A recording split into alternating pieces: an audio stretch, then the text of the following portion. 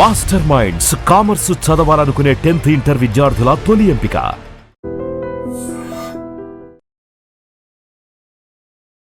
నమస్తే, welcome to I dream. నేను వలి. ప్రస్తుతం లైవ్ కాల్ లో జాయిన్ అయ్యారు లోక్సత్తా వ్యవస్థాపకులు రిటైర్డ్ ఐఏఎస్ జయప్రకాష్ నారాయణ గారు. సార్తో మాట్లాడదాం. నమస్తే సార్. నమస్తే వలి. సార్, ప్రధానమంత్రి నరేంద్ర మోదీ గారు అంటే ఈ యుద్ధం స్టార్ట్ అయిన తర్వాత ఎప్పుడూ కూడా మీరు బంగారం కొనొద్దు, ఒక సంవత్సరం పాటు బంగారం కొనకుండా ఉండండి, మీ ఇంట్లో ఏ శుభకార్యం జరిగినా బంగారం కొనొద్దు, తర్వాత పెట్రోల్ డీజిల్ ని చాలా వరకు పొదుపు చేసుకోండి, అవసరమైతే ఇంట్లో నుంచే పని చేయండి, ఇలాంటి వ్యాఖ్యలు ఎప్పుడు చేయాల. మొన్న బీజేపీ రాజకీయ పార్టీ బహిరంగ సభలో ఆయన ఎప్పుడైతే వ్యాఖ్యలు చేశారో అందరూ కూడా దీని మీద తీవ్రంగా చర్చించుకుంటున్నారు. అసలు ఎందుకని అలాంటి కామెంట్స్ చేయాల్సి వచ్చింది? ఏం జరుగుతుంది సార్? వల్లి, ప్రధానమంత్రి గారి అప్పీల్ని నేను 100% బలపరుస్తున్నాను. చాలా సంవత్సరాలుగా నేను బంగారం మీద మోజు దేశానికి ఎంత హాని చెప్పడం మొదలెట్టాను. కాకపోతే ఏంటంటే ఒక ప్రధానమంత్రి, ఒక పెద్ద పార్టీ, గొప్ప నాయకుడు, అలాంటి నాయకులు మాట్లాడితే మీడియాలో అటెన్షన్ ఉంటుంది, పెద్ద ఎత్తున చర్చ జరుగుతుంది. కాబట్టి దీన్ని పూర్తిగా అభినందిస్తున్నాను. అట్లాగే విదేశీ మార్గద్రవ్యం మనకి చాలా కొరత ఉన్నది. మనకి ఎప్పుడు కూడా ఎగుమతుల కంటే దిగుమతులు ఎక్కువ. విదేశాల్లో మన దేశం వ్యవస్థలు విదేశాల్లో కష్టపడి పనిచేసే వాళ్ళు, ముఖ్యంగా గల్ఫ్ దేశాల్లో కానీ ఇతర దేశాల్లో కానీ, వాళ్ళు సంపాదించి ఆ డబ్బంతా భారతదేశంలో డిపాజిట్ రూపంలో పెట్టడం చేత ఈ రెమిటెన్సెస్ అంటాం. ప్రపంచంలో అత్యధిక రెమిటెన్స్ వస్తుంది మనకి. అవి లేకపోతే అసలు ఇప్పటికి దేశం చాలా కష్టంలో పెట్టింది. కాబట్టి దేశ ఆర్థిక వ్యవస్థను బలపరచాలని చెప్పంటే ఈ రెండు అవసరం. కొంచెం వివరాల్లో కడతాను. బంగారం విషయం తీసుకోండి. ప్రపంచంలో చరిత్ర మొత్తంలో, మానవ చరిత్ర మొత్తంలో వెలికి తీసిన బంగారం దాదాపుగా 190,000 టన్నుల నుంచి 2 లక్షల టన్నులు ఉందని అంచనా. మొత్తం ప్రపంచ చరిత్ర 2,500 3,000 సంవత్సరాల చరిత్రలో మొత్తం వెలికి తీసిన బంగారం ఏ దేశంలో అయినా సరే దానిలో 36,000 టన్నులు భారతదేశంలో ఉంది. దాదాపు 20%, 18-20% ప్రపంచం మొత్తంలో ఉన్న బంగారం భారతదేశంలో ఉంది. ప్రభుత్వం దగ్గర ఉంది 900 టన్నులే, 1000 టన్నుల లోపు. 35,000 టన్నులు పైగా ఈ దేశ ప్రజల దగ్గర. ప్రపంచంలో ఎక్కడ ఇంత బంగారం ప్రజల దగ్గర ఊహించడం మనం ఒక పేద దేశం ఉందని. ఎందుకంటే మన బంగారం అంటే విపరీతమైన మోజు. మన మహిళలకి, మన కుటుంబాల బంగారం దాచుకోవడం అలవాటు. గడిచిన సంవత్సరాన్ని మీరు చూసినట్టయితే దాదాపు 800 టన్నులు, 700 టన్నులకు పైగా, దాదాపు 800 టన్నులు బంగారాన్ని దిగుమతి చేసుకున్నాం. ప్రపంచంలో అతి ఎక్కువ దిగుమతిదారు బంగారం భారతదేశం. బంగారం ధర ఈ సంవత్సర కాలంలో 70-80% బహుశా రెట్టింపు పెరిగిపోయింది. ఉదాహరణకు గత సంవత్సరం దిగుమతి చేసుకున్న బంగారం దాదాపుగా $72 బిలియన్ అని చెప్తున్నారు. ఇవాళ లెక్కల ప్రకారం ఆ బంగారమే రూపాయి విలువ క్షీణించినా కూడా ఆ 800 టన్నుల బంగారమే ఇవాళ లెక్కల ప్రకారం మీకు దాదాపుగా $130-140 బిలియన్ ఉంటాయి. $130 బిలియన్ అంటే దాదాపు రెట్టింపు అయిపోయింది. ఈ సంవత్సరం దిగుమతి చేసుకున్నాం అనుకోండి మనం 800 టన్నులు, ఒక $120-130 బిలియన్ కేవలం బంగారం మీద అవుతుంది. కాబట్టి మనం ఏం చేయాలంటే, ఒక పక్కనే బంగారం డిమాండ్ ఉన్నది. పెళ్ళిళ్ళకి, మన ఇంట్లో మరి జరిగే శుభకార్యాలకి బంగారం లేకుండా మన దేశంలో దాదాపు ఏ కుటుంబం ఉండదు. అది హిందూ, ముసల్మాన్, క్రైస్తవం, మరి ఈ కులం ఆ కులం తేడా లేకుండా, పట్టణాలు గ్రామాలు తేడా లేకుండా. కానీ దిగుమతి చేసుకునే అవసరం లేకుండా మన దేశంలో ఉన్న బంగారం ఉపయోగించుకుని ఏర్పాటు చేయగలగాలి. దానికి పద్ధతులు ప్రభుత్వం ఏర్పాటు చేయాలి, సులభమైన పద్ధతులు. అదే సార్, అంటే ప్రధాని గారు చెప్పేది ఒక సంవత్సరం వరకు అసలు ఏం కొనద్దు, ఏ శుభకార్యం జరిగినా కొనద్దంటే. ఇంకోటి చూడండి, దేశం అందుకనే ఇప్పుడు శుభకార్యాలకు బంగారం వద్దని అంటల్లా. కానీ మన దేశంలో ఉన్న బంగారాన్ని కనుక మనం, నా దగ్గర బంగారం కడ్డీలు ఉన్నాయి, నా దగ్గర లేవు, నేను చెప్తున్నా అంటే ఉదాహరణగా చెప్తున్నాను. ఆ కడ్డీలని మన బ్యాంకులో పెట్టాము, మనం డబ్బు డిపాజిట్ చేసినప్పుడు డబ్బులు ఉన్నాయి, డబ్బులు చేస్తున్నాం, మనం బ్యాంకులో డిపాజిట్ చేస్తున్నాం. అవసరం మళ్ళీ తీసుకుంటాం బ్యాంక్ నుంచి, ఎప్పుడైనా తీసుకోవచ్చు. కానీ రోజు తీసుకోం. ఆ డబ్బు ఎక్కడికి వెళ్తుంది? అవసరం నాడికి వెళ్తుంది. అవసరంలో వాడుకుంటున్నారు కాబట్టి వాళ్ళు ఇల్లు కట్టుకోవచ్చు, లేకపోతే వాళ్ళు పరిశ్రమలు పెట్టుకోవచ్చు, వ్యాపారం పెట్టుకోవచ్చు, ఆర్థిక వ్యవస్థను పెంచవచ్చు, ఆదాయాలు పెంచుకోవచ్చు. కాబట్టి డబ్బు సర్క్యులేట్ అవుతుంది. బంగారం కూడా అలా సర్క్యులేట్ అయింది అనుకోండి, డబ్బు సర్క్యులేట్ అయినట్టుగా బంగారం సర్క్యులేట్ ఏర్పాట్లు చేసామనుకోండి, ఉమ్, దిగుమతి అవసరం లేకుండా మన అవసరాలు తీరుస్తుంది. తర్వాత ఈ బంగారం ఇంట్లో ఉంటే మీకు గుడ్లు పెడుతుంది, మీకేం ధనం ఆదాయం రావట్లేదు, ఊళ్ళో పెట్టి కూర్చున్నాం అంతే. ధర పెరిగితే అదృష్టం అంతే. కానీ దీని నుంచి కొద్దిపాటి ఇన్కమ్ వచ్చింది అనుకోండి, ఇవాళ ఖాళీగా పడింది, మనకు లాభం అవుతుంది. రెండోది, దేశం దృష్ట్యా చూడండి, 36,000 టన్నుల బంగారం అంటే ఇవాళ రేటు ప్రకారం $5,500 బిలియన్, $5,500 బిలియన్. ఉమ్, అంత డబ్బు నిరుపయోగంగా, నిరుత్పాదకంగా అలా పడింది. అంటే మనం ఒక నిధిని పాత్రలో దాచిపెట్టాం, డబ్బుల్ని పాత్రలు దాచిపెట్టాం అనుకోండి, ఆ డబ్బు ఉపయోగం ఏముంది? ఈ బంగారాన్ని ఎంతో కొంత వెలికి తీసామనుకోండి, ఆ బంగారం డబ్బు అవుతుంది. ఆ డబ్బు దేశంలో మౌలిక సదుపాయాల కల్పనకి, పెట్టుబడులకి, కొత్త పారిశ్రామికీకరణకి, ఉపాధి కల్పనకి, అభివృద్ధికి పనికొస్తుంది. కాబట్టి ఈ రెండు ప్రయోజనాలు, విదేశీ మార్గద్రవ్యం ఆదా చేయొచ్చు, అదే సమయంలో మన అవసరాలు తీర్చవచ్చు. రెండోది, ఈ డబ్బుని ఊరికే మనకి డెట్ క్యాపిటల్ అంటాం, ఒక పాత్రలో పాతి పెట్టినట్టుగా ఉపయోగం లేకుండా ఉంది, అలా పడి ఉంది అంతే. దాన్నే కనుక బయటికి తీసుకొచ్చినట్టయితే, సరైన పద్ధతుల్లో కొంచెం ఇన్నోవేటివ్ పద్ధతులు తీసుకొచ్చినట్టయితే, ఈ దేశ అవసరాలు, ఈ దేశ ప్రజల అవసరాలు, మౌలిక అవసరాలు, మౌలిక సదుపాయాలు, ఆర్థిక అభివృద్ధి, దానికోసం పెట్టుబడులు, మన దేశం నుంచి బంగారం అంటే డాలర్లు ఉన్నట్టు లెక్క. బంగారం ఎప్పుడు కూడా విదేశీ మార్గద్రవ్యం డాలర్లతోనే లెక్కేస్తారు. మీకు ఒక దేశం దగ్గర, ఒక దేశంలో ఇంత డాలర్లు ఉన్నాయి అని చెప్పంటే, విదేశీ మార్గద్రవ్యం డాలర్ లోపల ఉండక్కర్లేదు, బంగారం అంటే డాలర్ల కంటే ఎక్కువది. కాబట్టి దాని ఉపయోగంలో తీసుకొస్తాం, ఇప్పుడు ఉపయోగం లేకుండా పెట్టించాం, వెనపెట్లో పెట్టించాం అన్నమాట. కాబట్టి ఖచ్చితంగా ఇది అవసరము. అనవసరమైన బంగారాన్ని కొనటము ఆపాలి.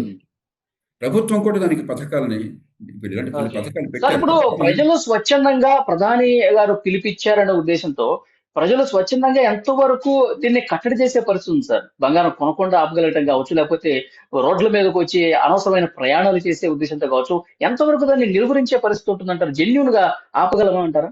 ఇప్పుడు అందరూ ఒక్క రోజున పద్ధతులు మార్చుకోరు, కానీ కాలక్రమేణా ఇప్పుడు మనం చర్చించినట్టుగా, మీరు ఇప్పుడు ఈ చర్చ పెట్టారు, మంచి చర్చ, నిజాయితీగా దీని గురించి మాట్లాడుకుని, ఇప్పుడు బంగారం ఉదాహరణకి, ఇప్పుడు మన ప్రేక్షకుల్లో చాలా మందికి ఇంత బంగారం మన దేశంలో ఉందని తెలియదు, ప్రపంచం మొత్తంలో బంగారం మన దేశంలో ఎక్కువ ఉందని తెలియదు, మన అవసరాలు తీర్చడానికి మన బంగారం సరిపోతుందని తెలియదు. ఇది ప్రజల్లోకి వచ్చింది అనుకోండి, ఇప్పుడు మీకు ఈ గ్యాస్ సిలిండర్లు ఏం చేశారు, స్వచ్ఛందంగా మీరు కాస్త వదులుకోండి అయ్యా, మీరు కూడా సబ్సిడీలు పెడితే ఖజానా డబ్బు ఖాళీ అవుతుందని చెప్పి చాలా మంది వదిలేసుకున్నారు కదా.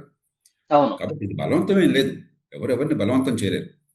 కానీ దీంతో పాటు ప్రజలకు నచ్చ చెప్పడంతో పాటు హేతుబద్ధంగా, నిజాయితీగా, మరి అబద్ధాలు ఆడకుండా, ప్రాక్టికల్గా ఆచరణ సాధ్యం రీతిలో నచ్చడంతో పాటు ప్రభుత్వం కూడా నేను ఇందాక చెప్పినట్టుగా కొన్ని పథకాలను ప్రవేశపెట్టాలి.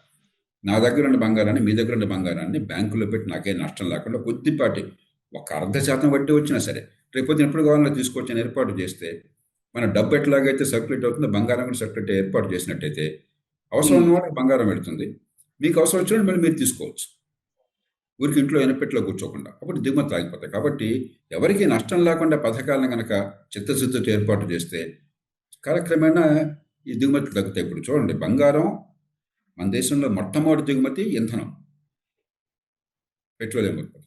రెండో దిగుమతి బంగారం. ప్రపంచంలో ఏ దేశంలో రెండో దిగుమతి బంగారం లేదు, మొదటి దిగుమతి బంగారం లేదు, మన భారతదేశం ఒక్కటే ఉండదు. మరి ఇంత దిగుమతి చేసుకుంటుంటే ఎగుమతులు పెంచలేకపోయినట్టయితే దేశం ఏమవుతుంది? 1991లో ఏమైంది? ఆర్థిక సంక్షోభం ఎందుకు వచ్చింది? దిగుమతి చేసుకోవడానికి 2 వారాలు 3 వారాలు దాటి మనకి డబ్బులు లేకుండా పోయినాయి. అప్పుడు నరసింహరావు గారు, మన్మోహన్ సింగ్ ప్రభుత్వం వచ్చి అది కాస్త కొన్ని మార్పులకు శ్రీకారం చుట్టారు. ఇందిరాగాంధీ గారు అంతకుమునుపు 1970 దశకంలోనే బంగారం కొనదని విజ్ఞప్తి చేశారు. అటల్ బిహారీ వాజ్పేయి గారు ఈ పెట్రోల్ ధరలు పెరిగినప్పుడు ఆయన పార్లమెంట్కి జట్కాలో వెళ్ళారు. అంటే జట్కాల రోజు వెళ్తారని కాదు, అంటే మనందరం పొదుపు ప్రధానం పాటించాలి, దిగుమతి చేసుకుంటున్నాం ఇంధనాన్ని. నేను ఐస్ క్రీమ్ కొనడం కోసమో, IPL మ్యాచ్ చూడడం కోసమో, సరదాగా విహారయాత్రకో ఒక్కళ్ళే వెళుతూ కారులో, పెద్ద విమానం లాంటి కారులో వెళ్ళి నాకు డబ్బులు ఉన్నాయి కదా అని 100 లీటర్లు పెట్రోల్ లేకపోతే డీజిల్ ఖర్చు పెట్టామనుకోండి, మీరు డబ్బులు మీ దగ్గర ఉండొచ్చు, కానీ కొనేది విదేశాల నుంచి, మన దేశంలో మనకు ఉత్పత్తి కావట్లా. అవును. పొదుపురితనం పాటించకపోతే ఎట్లా? ఆ కారు లేకుండా చిన్న కారు, ఎలక్ట్రిక్ కారు వెళ్ళారనుకోండి, లేకపోతే కార్ పూలింగ్ చేసుకున్నాం అనుకోండి, లేకపోతే మెట్రోలో వెళ్ళామనుకోండి, ఆ మేరకు ఆదా అవుతుంది కదా. అవును. అయితే దానిలో కూడా మళ్ళీ ప్రభుత్వం బాధ్యత ఉన్నది. ఇంధన విషయంలో కూడా మనం చేయాల్సిన పని మనం చేయాలి. ప్రభుత్వం ఇప్పుడు మెట్రో ఉంది, మంచి ఆదర్శవంతంగా మనకి మంచి ప్రమాణాలతో మెట్రో నడిచింది అనుకోండి, సుఖంగా ఉంది, సౌకర్యంగా ఉంది, భద్రంగా ఉంది, టైంకి వెళ్ళిపోతుందని చెప్పని అప్పుడు ఎక్కువ వాడతాం. మీరు మీ పని చేయకుండా మాకు చెప్తే మనం వినాం. ఇవాళ హైదరాబాద్లో ట్రాఫిక్ ఏమవుతుంది, ఉదాహరణకు ఒక మన హైదరాబాద్ తీసుకుందాం, ఎక్కడో దేశం అంతా తర్వాత ఆలోచిద్దాం. 133 గంటలు ఒక్కొక్క మనిషి హైదరాబాద్లో ట్రాఫిక్లో చిక్కుకుపోతున్నాడు. ఏడాదికి 133 గంటలు విలువైన సమయాన్ని పనికి పనిపెడతారు. ఉమ్. మీకు నాకు ప్రతి ఒక్కళ్ళకి, మీకు మీ జీవితంలో మీరు చూడండి, మీరు కారులో వెళ్ళినా, లేకపోతే స్కూటర్ మీద వెళ్ళినా, లేకపోతే మరొక వెళ్ళినా కూడా ఎంత ట్రాఫిక్లో ఎన్నిసార్లు ఎదుర్కొంటున్నాం మనం. అవును సార్, కరెక్ట్. దాని బదులు పబ్లిక్ ట్రాన్స్పోర్ట్ని బాగు చేయాలి ప్రభుత్వం, దాన్ని ఆకర్షణీయంగా చేయాలి, భద్రంగా చేయాలి. మనకు మెట్రో ఉంది హైదరాబాద్, 22,000 కోట్ల రూపాయలు ఖర్చు పెట్టారు మెట్రో నిర్మాణం కోసం అని చెప్పని. ఒక 300-400 కోట్లు ఖర్చు పెడితే అదనంగా మెట్రో తగినన్ని ట్రైన్స్ వస్తే ఫ్రీక్వెన్సీ పెంచవచ్చు. చాలా కాలం పాటు ఈ 300 కోట్లు పెట్టడానికి ఓపిక లేక ప్రభుత్వానికి అనవసరం దుబారా ఖర్చాలు చేస్తున్నాం. మెట్రో ఫ్రీక్వెన్సీ పెంచాల, క్రిక్కిరిసి వెళ్ళే పరిస్థితి ఉన్నది. అలాగే ఆర్టీసీ బస్సులు డిమాండ్ ఉన్నా కూడా ఆర్టీసీ బస్సులు ఫ్రీక్వెన్సీ పెంచట్లా. మంచి ఎలక్ట్రిక్ బస్సులు తీసుకురావచ్చు, ఏసీ బస్సులు తీసుకురావచ్చు, కంఫర్టబుల్ ఉండేట్టుగా. ఆ ప్రయత్నం చేయట్లేదు, ఎందుకంటే డబ్బులు లేవంటున్నారు, వేరే వాటి తగిలేస్తున్నారు డబ్బులంతా కూడా. కాబట్టి ప్రభుత్వం చేయాల్సిన పని కూడా ఉంది. అదే సమయంలో మనం కూడా కాస్త ఆలోచించాలి. నేను హైదరాబాద్ కానీ ఇంకొకళ్ళు సార్, కొంతమంది విమర్శలు కూడా చేస్తా ఉన్నారు ప్రధాని మోదీ గారు చేసినటువంటి కామెంట్స్ మీద. అంటే మీరు తీసుకోవాల్సినటువంటి చర్యలు పూర్తి స్థాయిలో సంతృప్తికరంగా తీసుకోకుండా ప్రజల్ని నోరు కట్టేసుకోండి, కడుపు కట్టేసుకోండి అంటే ఎక్కడ వింటారు? మీరు ఏది చేయాలో అది చేయండి అంటున్నారు సార్. ఇది కరెక్టే అంటారా? ఇప్పుడు ప్రభుత్వాలు వాళ్ళ పని చేయాలి. ఇందాక చెప్పాను, బంగారం విషయంలో ఏ పని చేయాలో చెప్పాను, ఇంధన విషయంలో ఏం పని చేయాలో, పబ్లిక్ ట్రాన్స్పోర్ట్ విషయంలో ఏ పని చేయాలో చెప్పాను. కానీ అమ్మ అంటే బూత్ మాట అంటే ఎట్లా? దీన్ని నోరు కట్టుకోవటం, కడుపు కొట్టుకోవటం ఎక్కడుంది? అరే, పొదుపుదనాన్ని పాటిద్దామయ్యా, ఇంధనం దిగుమతి చేసుకుంటున్నాం. ఇంధనం ఏమైంది, మనకి 20% ఇంధనం ప్రపంచానికి తగ్గిపోయింది ఒకసారి. దాదాపు 15-20 మిలియన్ బ్యారెల్స్ ప్రతిరోజు వచ్చేది మనకు ఆ గల్ఫ్ ఆఫ్ హార్మజ్ నుంచి, అరేబియన్ గల్ఫ్ లేకపోతే పర్షియన్ గల్ఫ్ నుంచి వచ్చేది ఆగిపోయింది ఈ యుద్ధం వల్ల. దానివల్ల ఏమైంది, ఇప్పుడు ఇంధనం అనేది ఇది మామూలు వస్తువు కాదు. కూరగాయలు, ఒక కూరగాయ ధర పెరిగితే ఇంకో కూరగాయ కొనుక్కుంటాం. ఇంధనం అట్లా కాదు. ఇంధనం లేకపోతే మనం బతకలేం. కాబట్టి ధర చాలా రెట్లు పెరుగుతుంది. అందుకే 20%, 15% కొరతున్నా కూడా ఇంధనం ధర $60 ఉన్నదల్లా ఇప్పుడు $130-140 వెళ్ళిపోతుంది స్పాట్ మార్కెట్లో. అవును సార్. దానివల్ల రవాణా రంగం మీద కూడా విపరీతమైన భారం పడి ఇక అన్ని వస్తువులు కొనసాగిస్తే 200 వెళ్ళొచ్చు రేపు పొద్దున. విదేశీ మారదనం మనకేమవుతుంది, మనం దేశంలో 5.5 మిలియన్ బ్యారెల్స్ రోజుకి మనం దిగుమతి చేసుకుంటున్నాం. 5.5 మిలియన్ బ్యారెల్స్, 5 లేక 5.5, $120-130 కొన్నట్టయితే అంతే లెక్కేసినా కూడా 5 మిలియన్ బ్యారెల్కి రోజుకి $600 మిలియన్ మనం దిగుమతి చేసుకోవాల్సి వస్తుంది. $600 మిలియన్, 340 రోజులకి $200 బిలియన్ పైగా ఒక్క ఇంధనం మీద ఖర్చు అవుతుంది. $200 బిలియన్ పైగా. బంగారం మీద $130 బిలియన్ ఖర్చు పెట్టి, ఇంధనం మీద $200 బిలియన్ పైగా ఖర్చు పెట్టి, మన దేశంలో లేనిది వాళ్ళకి డబ్బులు ఇచ్చి, మన దేశంలో అప్పటికీ కొరత తీరదు. ఎందుకంటే కొరత ఉంది, మీరు ఏ రేటుకి వచ్చినా కూడా మనకి తక్కువ కొన్నా కూడా ప్రపంచ మార్కెట్ రేటు పెరిగిపోయింది. ఈ డబ్బు మన దేశంలో వెళ్ళట్లా, మన ప్రజలకు వెళ్ళట్లా, మన కంపెనీలకు వెళ్ళట్లా. ఇది ఏ రకంగా మంచిది? ఇది ఆపండి అయ్యా అని చెప్పంటే అది ఏ రకంగా తప్పు అవుతుంది? అమ్మ అంటే బూజు మాట అంటే ఎట్లాగా? ఇది ఒక చాలా ప్రపంచం అంతా కూడా గడ్డు పరిస్థితిలో ఉన్నది. ఏదో సినిమాలో చెప్తారే క్లిష్ట పరిస్థితిలో ఉందని, నిజంగా క్లిష్ట పరిస్థితిలో ప్రపంచం అంతా ఉన్నది, మనం ఒక్కడమే కాదు, ప్రపంచం అంతా జాగ్రత్త తీసుకుంటుంది. ఉదాహరణకి రోజుకి కేవలం డీజిల్ ధరలు పెంచకపోవటం వల్ల, పెట్రోల్ ధరలు పెంచకపోవటం వల్ల, ఎల్పిజి ధరలు పెంచకపోవటం వల్ల రోజుకి 1,000 కోట్ల రూపాయలని మన ఖజానాలో నష్టపోతున్నాం. రోజుకి 1,000 కోట్ల రూపాయలు. డబ్బు ప్రధానమంత్రి జేబులోంచి రావటంలా, రాహుల్ గాంధీ గారి జేబులోంచి రావటంలా, రేవంత్ రెడ్డి గారి జేబులోంచి రావట్లా, మన పన్నుల డబ్బే. దీనికి ఖర్చు ఇప్పుడు పెడితే నెక్స్ట్ వీక్ అసలు 1 వీక్ లో ధరలు పెరుగుతాయండి సార్. ధరలు పెరుగుతాయి, నేషనల్ హైవేస్ రావు, ఉమ్, లేకపోతే మీకు ఇన్ఫ్రాస్ట్రక్చర్ మౌలిక సదుపాయాలు రావు, పెట్టుబడులు రావు, ఆర్థిక ప్రగతి ఉండదు, ఉపాధి ఉండదు. అప్పుడు ధరలు ఖచ్చితంగా పెంచి తీరాలి. కనీసం 10-12 రూపాయలు 15 రూపాయలు పెంచకపోతే 16 రూపాయల దాకా నాకు గుర్తున్నంత వరకు పెట్రోల్ మీద, 18 రూపాయల దాకా డీజిల్ మీద ఉమ్, మనం ఒక్కొక్క లీటర్ మీద నష్టపోతుంది. మరి నా ఈ ఐస్ క్రీమ్ కొట్టడం కోసం చెప్పి నాకు కారు కావాలన్నా, విమానం లాంటి కారు కావాలన్నా, అది అంత జీవిత అవసరమా? అది కొంచెం పొదుపు చేయండి అని చెప్పంటే అది పాపమా? హైదరాబాద్ నగరాన్ని తీసుకోండి, 81 లక్షల వాహనాలు ఉన్నాయి ఇక్కడ. ఉమ్, రోజుకు 2000 వాహనాలు యాడ్ చేస్తున్నాం. గత 10 ఏళ్లలోనే రెట్టింపైన వాహనాల సంఖ్య, రెట్టింపు దాటినాయి. గత 10 ఏళ్లలోనే అవును. 100% దాటినాయి. రోజుకు 2 లక్షలు 2000 పైగా అదనంగా వాహనాలు వస్తున్నాయి. ప్రపంచంలో మన దేశంలోనే మీరు బెంగళూరు మన బొంబాయితో లేదా ఢిల్లీతో పోల్చినట్టయితే మన వాహనాల సంఖ్య జనాభా రీత్యా చూస్తే చాలా ఎక్కువ. లండన్ కంటే ఎక్కువ, న్యూయార్క్ కంటే ఎక్కువ, షాంఘై కంటే ఎక్కువ, సింగపూర్ కంటే ఎక్కువ. ఎందుకని? పబ్లిక్ ట్రాన్స్పోర్ట్ని బాగు చేయలేకపోయేసరికి, మంచి ప్రమాణాల పబ్లిక్ ట్రాన్స్పోర్ట్ సుఖవంతమైనది, సౌకర్యమైనది, భద్రమైనది లేకపోయేసరికి అందరూ పాపం నిరుపేద వర్గాలు కూడా మనకి స్కూటరు లేకపోతే కారు వాడాల్సి వస్తుంది. మధ్యతరగతి వర్గాల కారు, నిరుపేద వర్గాల స్కూటర్లు. బలవంతంగా ఎవరు ఆపం, కానీ అందుకని ప్రభుత్వం చేయాల్సిన ప్రభుత్వం చేయాలి. Public okay. ట్రాన్స్పోర్ట్ని మెరుగు చేయాలి, నిన్న సుఖవంతం మోదీ చేయాలి. గారు చెప్పారు సార్, స్కూళ్ళు కాలేజీలు కూడా ఇక ఆన్లైన్ క్లాసులు పెట్టుకోండి, దాదాపు ఒక 6 నెలల పాటు ఆన్లైన్ వర్చువల్ గా మీట్ అయితే బాగుంటుంది అని కూడా అన్నారు. ఇప్పుడు ఎంత వీలుంటే అంత. ఇప్పుడు నేను ఈ గొడవంతా లేకమనిపే ఎప్పుడు ఎలక్ట్రిక్ కారే వాడతాను. హైదరాబాద్ నగరంలో 195 నేను ఎలక్ట్రిక్ కార్, చిన్న ఎలక్ట్రిక్ కార్ నెక్సాన్ వాడతాను. దూర ప్రయాణాలకి మరి మన దేశంలో ఇంకా ఛార్జింగ్ అది రాలేదు కాబట్టి మరి తప్పనిసరిగా పెట్రోల్ డీజిల్ కార్ వాడాల్సి వస్తుంది. కానీ రేపొద్దున అంటే ఎలక్ట్రిక్ కార్ ఎలక్ట్రిక్ వెహికల్స్ వాడే ఛార్జింగ్ విధంగా పెరిగింది. ప్రభుత్వాలు కూడా కొంత సౌలభ్యం కల్పించాలనుకుంటా సార్. కరెక్ట్. ఇప్పుడు ఉదాహరణ ఎలక్ట్రిక్ కార్ సబ్సిడీ ఇచ్చారు కొంతకాలం. ఈ మధ్యన ఛార్జింగ్ కోసం అని చెప్పని ఎక్కడ అన్ని చోట్ల ఛార్జింగ్ ఉండేట్టుగా ఇంటర్ఫేస్ బాగు చేయడం కోసం ఏర్పాట్లు చేస్తున్నారు. ప్రభుత్వం పని ప్రభుత్వం చేయాలి, మన పని మనం చేయాలి. అంతేగాని ఎస్, ఎస్. పొదుపరితనాన్ని పాటించండి, మన మన వనరుల్ని కాపాడండి, మన బిడ్డల భవిష్యత్తుని కాపాడండి, అప్పుల పాలు చేయబోకండి, ఆర్థిక ప్రగతికి దోహదం చేయండి అని చెప్పంటే దాన్ని కూడా పాపంగా చిత్రిస్తే అది చాలా ప్రమాదకరమైన ఆలోచన. రాజకీయాలు కొన్ని విషయాలు పక్కన, ఎలక్షన్లో మీరు ఎవరు కావాలంటే వాళ్ళు చెప్పుకోండి, మీ భాష మీరు చెప్పుకోండి, ప్రజలను ఒప్పించండి. కానీ ఇది చాలా హేతుబద్ధమైనది, ఇది అవసరమైనది మన ప్రయోజనాల కోసం.